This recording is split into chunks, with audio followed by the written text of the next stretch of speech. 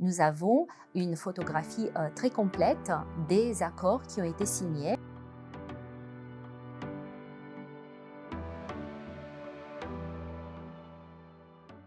Le bilan de la négociation collective est extrêmement important car il permet de donner une image complète de la négociation collective en France à tous les niveaux. Niveau de l'entreprise, niveau de la branche, au niveau national.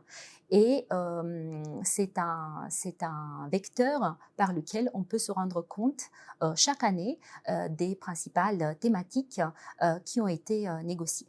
J'ai une relation assez étroite avec la sortie de bilan de négociation collective. Je m'intéresse un peu à des thèmes qui évoluent aussi, bien sûr, en lien avec mes différentes missions.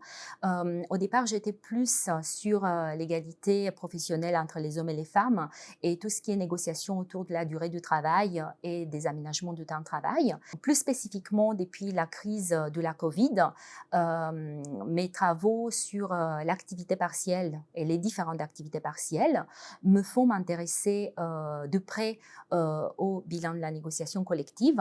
Nous avons une photographie très complète, quantitative mais aussi qualitative des accords d'activité partielle de longue durée. Chez nous, à l'UNEDIC, nous disposons de toutes les données administratives sur l'activité partielle. Donc, tout ce qui est côté quantitatif, nous pouvons bien l'analyser.